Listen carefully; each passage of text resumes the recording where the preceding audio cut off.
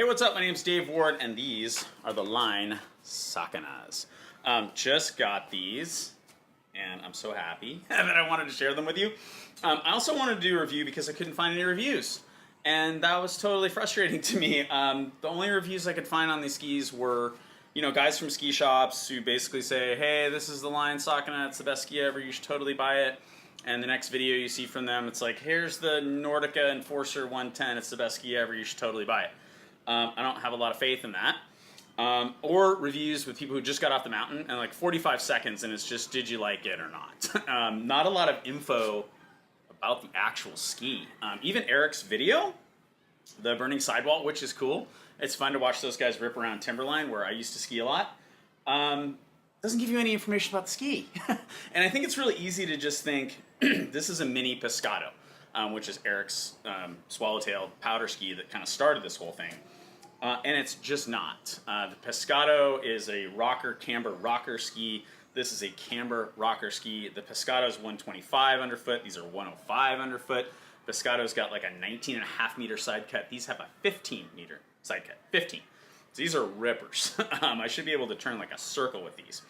And so I was just kind of frustrated by that. I bought them because I am a Pollard junkie. On the table behind me, these are my Sir Francis Bacon's, which are my go-to skis forever, and the Mr. Pollard's Opus, which are my big POW skis. I will show you both of those and compare them to these a little bit. Full disclosure, there's a link in the description to an Amazon place where you can buy these, which is where I got them. I live in San Diego. No one sells these skis in San Diego. If you live somewhere that sells these skis, I want you to go buy them from your local shop. Okay? First of all, I think you should shop locally. But in addition to that, I think if you get your hands on these skis, you're probably just going to buy them because they're freaking rad. So let's look at the ski and then I'll compare them to the others in just a sec. So the first thing I mentioned is the Camber Profile. They have a lot of camber. If I just stick them together, you should be able to see that. That's a ton of camber. And again, with a 15 meter side cut, these things should really rip on the front side.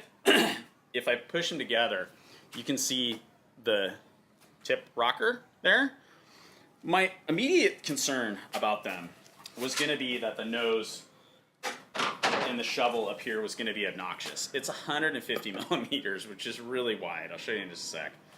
And Eric mentioned in his video about the Pescado that he's a surfer and he surfs on a fish, and he's a snowboarder and he snowboards on a fish. I'm a surfer, I don't surf a fish, but I do snowboard on a fish. We go on a heli trip once a year, and up there, it's really fun to snowboard. It's the only place that I snowboard, and we use fish. And it's got this tiny little tail block and this massive nose. And I was like, I'm a little bit concerned that that's gonna be weird. It's just not. I don't find it as visually appealing as the Bacon, which I'll show you now, but it's not a problem. And as you can see, like, I like the Bacon shape better, but it's not going to take a lot of getting used to. I had a pair of DPS Whalers that I hated. I just could never look at the nose. The same thing with like the Rossi Soul 7s. I can't handle that nose. This doesn't bother me, but you can see how wide it is. Like, it's way wider. It's way wider than the Bacon. I'll show you even the Opus. These are 185s. These are big boy skis. Even the Opus, it's a little bit wider. Hopefully you can see that. I don't know that you'll be able to. It's almost imperceptible. I guess you can. The black on white makes it stick out a little bit. It's wider, just a little bit wider than the Opus. Obviously, it's much more narrow. The Opus, I think, is 118 underfoot. These are 105, and so it's a lot narrower. You can really see the side cut when I match them up like that. So that's the other reason I want to do this video. I thought it'd be kind of fun to check them out. I love the Opus ski, but again, I live in San Diego, so most of the time I'm skiing, I'm getting on an airplane. I need one ski that's going to do everything. I hate traveling with two pairs of skis. I tried it for a while. Doesn't work real well. I'll take them up to Canada. If I'm driving to Mammoth, I will throw them in my truck in case there's a deep day. And who cares? There's plenty of space in the truck, right? But having to drag them through airport security in a bag, I got like a roller bag, it's just a pain in the ass. So looking for really one ski that does it all, which is what I loved about the Bacons. The Bacons are just thrash. They're from 2013. they're destroyed. And it was time to get some new skis. I don't ski switch a whole lot, and I do feel like in the deeper snow I'm kind of fighting those big tails. You can see, like, especially on the Opus ski, like, that is just, this is a lot back here. It's not bad, but I don't ski switch much, and so this is really not what I need. I am seriously thinking about getting a pair of Pescados, by the way, as you can probably tell. I don't think that's going to be a big surprise. What else did I want to show you? Yeah, I wanted to just take you through the center point too, was another thing. Both the Bacons and the the Opus ski are center mounted.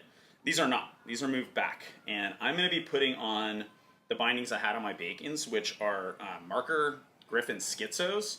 I don't know if you've ever seen those. They don't make them anymore, but they're basically on a track. So you can move them forwards or backwards. So I'm going to have them center mounted, and if that feels weird, I'll move them forward. I don't think it will because these are only a 174. And one of the things I did find helpful was one of the line production manager or product line manager, whatever his title was. He talked about how this ski is designed to be skied shorter. And really that's a function of, if we look at the Bacon is a camber rocker ski. So it skis shorter too. These are 178s. I'm 5'10".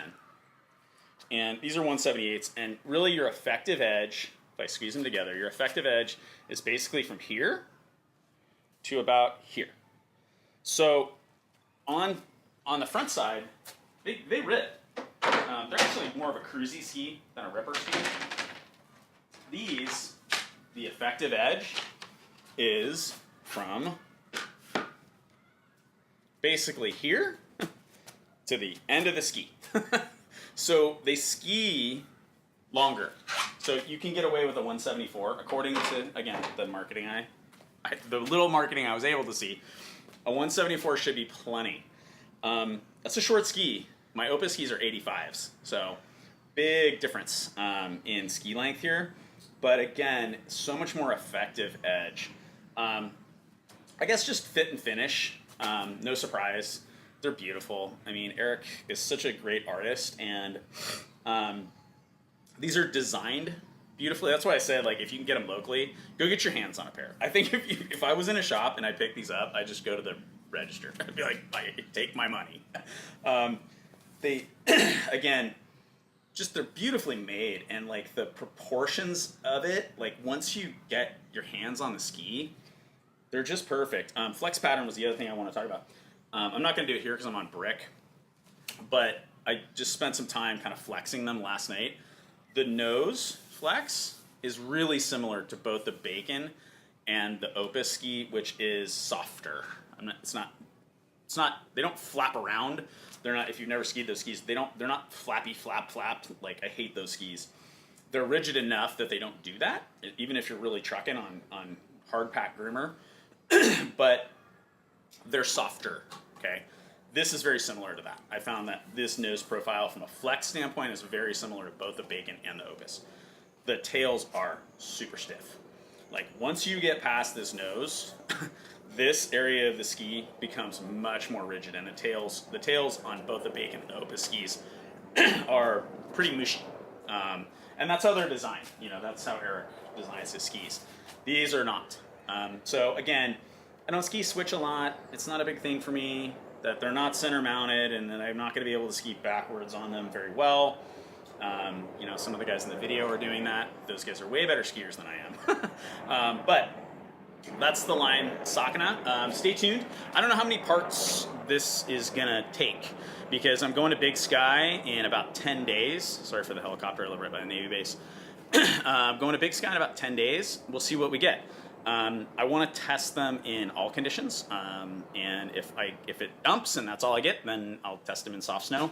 I'm going to Squaw Valley the week after that, and I've got a trip to Mammoth planned, and I'm skiing. So as long as it takes, I'm going to test them out in all different conditions and give you an idea of what I think. Also, one of the guys I ski with has the same size boot, and he should be in Big Sky. He's a little bit of a tentative at this point, but if I can get him on them, I'll get him on them, and then you can even get like maybe a little bit more unbiased, non-Eric Pollard fan review from a guy who is a pretty hard ripper. So that's it. That's the Line Sakana. That's part 1. Stay tuned for part 2, 3, I don't know, 4. We'll see how many trips it takes to get these things on all conditions that I can get them on. So stay tuned for that. And yeah, like I said, if you want to get them and you can't get them locally, feel free to use my Amazon link. I'd appreciate it, that's for sure. Hopefully this has been helpful and you've gotten more information than you would have gotten anywhere else, because that's what I aim to do. All right, for now, I'm out.